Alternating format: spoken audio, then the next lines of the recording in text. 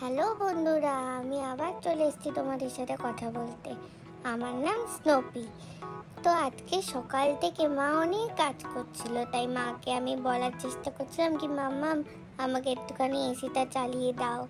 এবার যেই ঘরে এসিটা আছে আমি সেই ঘরে বারবার ঘুরে বেড়াচ্ছিলাম, কিন্তু কেউ আমাকে বুঝু বুঝু করছিল না। তো আমি দিদিকে ডেকে ডেকে বলতে লাগলাম যে দিদি একটু চালিয়ে দাও। মাকেও তাকিয়ে আছি মায়ের দিকে, কিন্তু মা তো দেখছেই না আমার দিকে, মা কাজই করে যাচ্ছে। দাদাকে বললাম একটু জল খেয়ে দেখানোর চেষ্টা করলাম, দেখে আমার গরম লাগছে, দাদা আমাকে নিয়ে চল, কিন্তু দাদাও আমার কথা শুনলো না।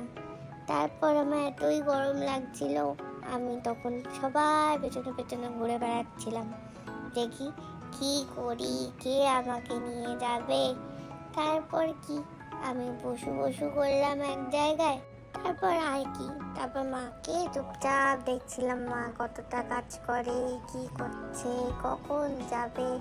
আমার মাথায় শুধু এটাই ঘুরছিল, কিন্তু মা তো এদিকে রান্নাঘর পরিষ্কার করেই যাচ্ছে, আমাকে দেখছেই না।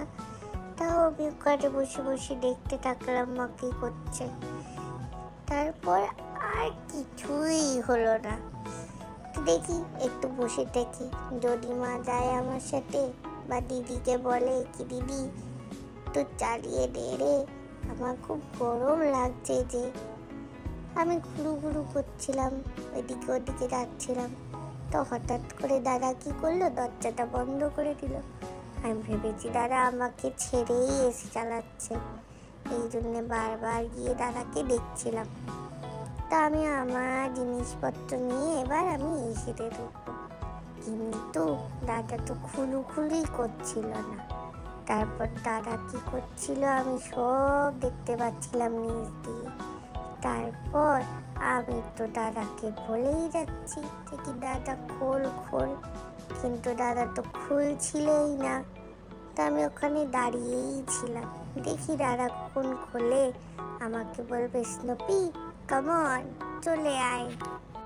তারপর আমরা ওখানে দাঁড়িয়েই থাকলাম, দেখলাম দাদা তো তাও খুলছে না, কিন্তু ভেতর থেকে এমন একটা আওয়াজ আসছে যে কেমন ভালো করে শোনার চেষ্টা করছি কি ভেতরে কিটা চলছে। দাদা আমাকে ঢুকতে দিচ্ছে না কেন বলো তো বন্ধুরা, আমি তো বলছি দাদাকে খুলতে। ঠিক আছে, আমিও এখানে দাঁড়িয়েই থাকবো, খোল খোল, আমি চক করে ঢুকিয়ে যাবো। তারপর দাদা একটু একটু দরজা খুলে আমাকে না দেখলো, আমাকে এপ্রিল ফুল বানিয়ে দিল। কি তখন তো ঘরে এসি চলেইনি, আমি সব গিয়ে সার্চ করলাম, কিন্তু এসি তো চলেইনি।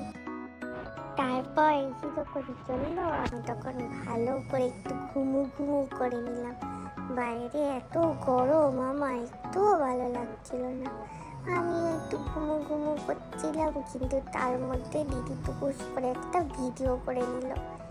তারপর এসি দেখাচ্ছিল, আমাকে দেখাচ্ছিল, কি যে করছিল কি জানি। আমার ভিডিও ভালো লাগলে do like and subscribe. Tata.